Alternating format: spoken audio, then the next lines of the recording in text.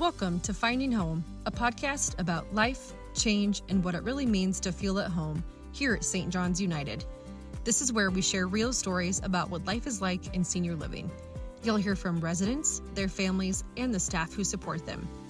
If you're thinking about a move for yourself, someone you love, or just want to know what life here is really like, these conversations offer honesty, advice, and reflections on what it means to be welcomed into a community that's here for you through one of life's more unexpected and challenging changes, finding a new place to call home.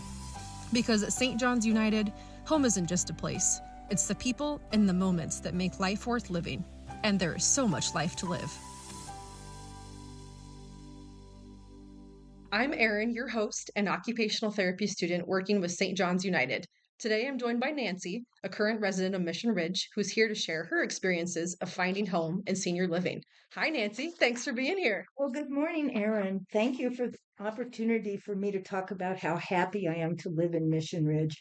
Just so grateful to be on that beautiful campus, St. John's. I am lucky. It is incredible. I've heard people say that they feel like it's just such a peaceful, calm space, and I wholeheartedly agree. I think I spent 2 hours yesterday just standing out, looking at the lawn, the trees, the flowers, and people would come by and we'd just visit. And then I watched people come and go, and I could just do this all day, every day. It's perfect. Well, tell us a little bit about yourself. Well, I grew up in Kansas. I got used to being outdoors, wide open spaces, lots of sunshine, sunflowers. But then when I was a teenager, my family moved to Nebraska, and my beautiful vistas of amber waves of grain turned into claustrophobic rows of corn. Oh, gosh. I never did bond with Nebraska. I am a Kansan at heart. I love it. So we've talked in the past, but you've had a variety of jobs in your lifetime. Tell me a little bit about some of the jobs that you've held over the years. Well, the first job I had was a summer during college. I was a cabin maid at Roosevelt Lodge in Yellowstone Park. Fun. And it was kind of hard to get there from Nebraska. I had to go through Utah and then take the mail truck in or something because it was preseason. That little thing turned into quite an adventure. And after college graduation, I did the big city career girl thing in Denver and Chicago. I worked for a couple of ad agencies, and it wasn't long before I realized the 2 week vacation in the summer wasn't going to cut it. Dang it. Yeah. So I moved to Aspen, Colorado, learned to ski. And for about the next 15 years, I lived in Aspen, Steamboat Springs, eventually Red Lodge, kind of learned to ski, but realized that being a waitress is a lot more fun than sitting at a desk selling advertising. I believe it. You have really good people skills, so I'm sure interacting with folks was definitely more filling your cup than paperwork. I did have a lot of fun and people skills, and I think lots of time I was the humor with the dinner because one restaurant for the first 3 nights I was selling minestrone ice cream. Well, minestrone's the soup, spumoni's the ice cream. But my customers kept saying, "Oh, yeah, we better have some of that minestrone Minestrone. ice cream, minestrone ice cream." Funny. So you moved to Red Lodge and then eventually into Billings, correct? Yes, Okay. as Steamboat developed, a lot of us ski bums moved away to smaller towns. And fortunately for me, I moved to Red Lodge, where I eventually bought a house, fell in love with Montana, and I was so lucky to live in the Finn neighborhood. The elderly Finlander ladies accepted me the first winter I was there because I hung my laundry out to dry. Oh my gosh. Yeah. The cold darkness of winter. One winter, I decided to see what it'd be like without snow. So I went to Tucson and accidentally got a real job with the post office. No intention of getting a real job. I had to work there a year and a half before I could transfer to Billings and back to my house in Red Lodge. And for the next 20 years, I carried mail every day, winter, summer, delivered on foot, door to door, and I loved it because I was outdoors. I made good friends with all the dogs. Perfect. Did you carry treats in your No, we in your weren't van? allowed to because, say, if Oh, I gave a treat to a dog, and then if my substitute didn't know about that, then the dog might bite my substitute because where's my treat? Another girl gives me treats. They have expectations of their USPS employee. So it was a federal law that we couldn't feed the pets along the way, but people did it Interesting. anyway. That's too funny. Well, now that you're retired from your accidental adult job, what do you like to do in your free time, Nancy? Well, I spent a lot of time knitting when I first retired. I got in on the knitting craze right when young women were learning to do it, and all these books came out and all these great yarns. Because at one point I thought I was single handedly going to revive folk knitting art Oh, because people weren't knitting. And in our knitting group, we had several older women my age that grew up knitting to save money, and you just go to the dime store and buy yarn and knit stuff, or you order it from a catalog. But we caught up pretty quickly to the new craze in knitting. At home, I would work jigsaw puzzles. I did a 6,000 piece puzzle. oh my. I did a 2,000, 3,000, but I spend most of my time doing 1,000 piece puzzles. And we do those down in our library room at Mission Ridge. So I'm pretty good at jigsaw puzzles. I'll say 6,000. That makes my head spin. It, I heard you like to ride your e-bike around campus too. Is that correct? oh, it is so neat to just ride on campus. We've got hills and beautiful things to look at, and I don't worry about traffic. And it does have a connection with the Big Ditch bike path Mm-hmm. where it goes under Shiloh. And so I can go east and west under Shiloh. So I never need to get out on the city streets. And yes, and one fellow there has a tricycle, a three-wheeler electric, which is way cool. And he lives on the ground floor and can just wheel it right out his patio and go right around. So I'm kind of wishing I had three wheels. Maybe you can upgrade. Yeah, right. Well, you stay busy. I always see you out chatting with people, mingling. I mean, you're a social gal by nature, I think. And you do a lot of volunteering. Yeah, you just keep so busy. I think it's admirable. A lot of people think, oh, I'm living in senior living, so now I'm just going to sit around and watch TV all day. But that is not the case for everybody. I do wonder if I'm going to come to that. They asked me to join in some of the board games and the card games and stuff, and I would like to do that. But I said I'm saving that until I'm old. There you go. I am out and about a lot. People do comment on that. There's one fellow who says, "Do you ever sleep? I see you early in the morning for coffee. I see you late at night." And I said, "Well, do you ever sleep? If I'm there, if you see me there, you're there." But it's just so nice to run into people all hours of the day and know that, you're never alone. True. Let's talk a little bit about why you made the move into senior living. Kind of what was your thought process, life circumstances, as much as you want to share. Well, my mom moved from Nebraska to Billings, and we didn't know about St. John's Mission Ridge at the time. She lived in Aspen View, and she thrived there. She loved it. One summer, my mom and a boyfriend were off on a road trip wine tasting in California, and I'm home on the couch watching Jeopardy.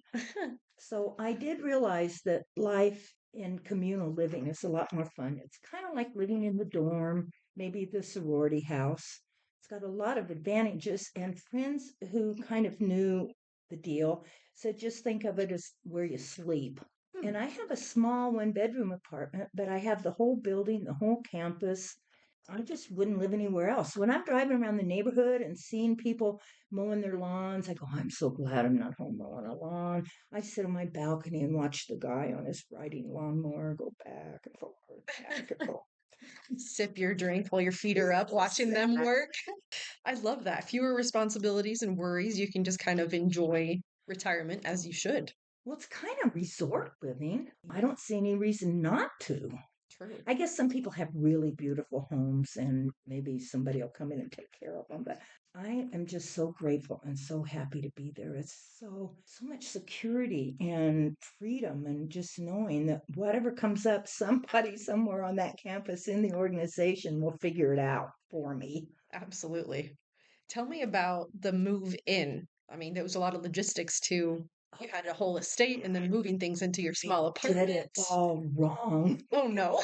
I bought a house fully furnished. I lived in a lot of employee housing. I spent a couple summers living in tents on purpose because I love being outdoors. So I didn't quite know how to move. I still have some unpacked totes stacked in the bedroom. I've been there 2 years. I thought I'd have it done in a couple months, but somehow they're still there. No judgment. People have moved from a lot nicer places, given up a lot more ranch land and everything than I have. So I go, well, if they can do it, I can do it. And it is just such a relief to be in my forever home. Mm-hmm. I never have to do that again. True. Were there any challenges with the move? Closets. Okay. A clothes person, but that's a big complaint. And one day at one of our resident Q&As, a woman said, well, could we have more storage for clothes between our summer clothes and our winter clothes? You just learn to like get the clothes you need and quit worrying about dressing for everything.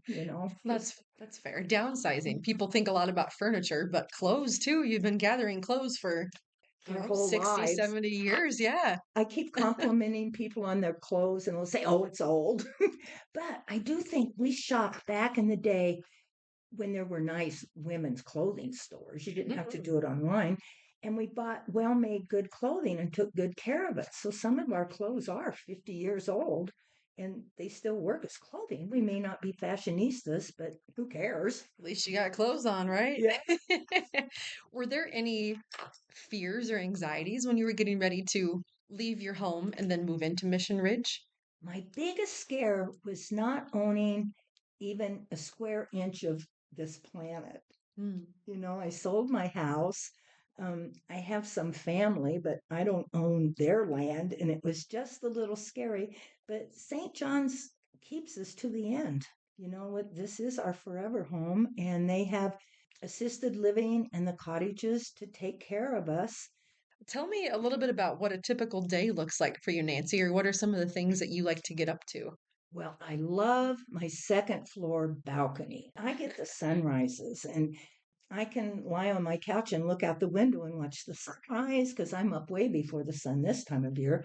So I text a few friends. I have breakfast in my apartment. I look at the calendar because we're we have lots of choices of things to do.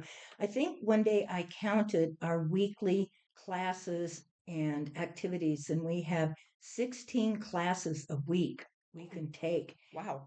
And we can do classes in the other buildings on St. John's too. So I end up doing Qigong in 3 different buildings on the campus. I kind of need a class. I need someone in the front of the room making me do this, even though I could do it all on my own. And then we have so many activities. Friends and I used to go down to Montana Avenue, find a parking spot, pay a cover charge, buy a drink to hear a band. Well, now that band comes to our building, a place for us. When we just go down the stairs and we listen to them and they love to come entertain us, we get so much entertainment where we live. And we get everything we need where we live. And there's a couple of dining options. Is that correct on campus? Mm-hmm. We have a cafeteria style, 2 meals a day, and we also have a choice from a grill. And then we have the bistro. So we have 3 choices of where to eat. And people really like that because you kind of pick and choose what you want. We do kind of joke because some of us take this home to eat tomorrow. But tomorrow we come down to the same cafeteria and we take this home to eat tomorrow. So it's hard not to take a little bit of everything because you have that choice. And that's included in our rent, the cost of meals. So we don't worry about it. And so many of the people there don't cook anymore. I still do because I'm kind of a weird eater. And we have fine dining where you can invite guests in to eat in our fancy dining room with tablecloths. Very fancy. And a view, windows. But eating's a pretty big deal. Every Sunday night meal is something different. We have a pizza and beer night. We have a Subway sandwich night and a couple others. That sounds fantastic. I joke like, when can I get on the waiting list? And maybe I should now. Yes, I do really encourage everybody to get on the list. And they say, well, I don't need it yet and I'm fine. but you just never know when you're going to be ready. There's a few stories I've heard from people that, and myself included, I hadn't planned to move in at all at the time, but I came home from a vacation and there was a message that there was an apartment available, the style I had asked for. And if I didn't call them back in a couple days, they'd go on down the list. The nice thing about the wait list is you never go down. You always move up and you stay where you are and you can say no, no, no. And if I had not already been on vacation and they had called me, I probably would have said, well, I'll come look at it, but I'm not ready to move in. But I had been vacationing with friends who had people who mow their lawn, trim their hedges, clean their house. And I thought, oh, I can get all of that. I just have to move into Mission Ridge. So I looked at the apartment and I said, I'll take it. Nice. It just felt like the right move for you Yeah. at this point. And I'm so thankful. Even right away, as soon as I went through my old neighborhood, I said, oh, I'm so glad I don't live there anymore. Truly, every morning I wake up, I just go, I am so grateful to live on this gorgeous campus. I've had no regrets ever about having moved in. I admire you for doing it early. I imagine there was a lot of maybe fear of the unknown because it's scary. It's a decent amount of money and it's a big life change. But making it now while you're physically able to enjoy all the fun activities and still go out and ride your e-bike and enjoy everything that the campus has to offer, I think you made the best decision Well, I have at to the tell best you, time. I have never been afraid of the unknown except for this podcast. Oh, Scariest thing I've ever done. I have flown halfway around the world and back. I have just been everywhere, done everything, and this is the scariest thing I've ever done. But I'm here doing it. you're surviving it and you're doing well. So, as someone who has made the move into senior living, independent living, are there any pieces of advice you would give to somebody who's maybe, oh, I'm not ready yet, or maybe a family member supporting somebody who's having these thoughts? Is it time? Should I do it? What do you think, Nancy? What would you tell Well, I love to give advice to everybody, tell them how to live. But them? I do tell people to get on the list. It's never too early to get on the list. And you want to be on the list when you are ready. That's way too late to get on the list.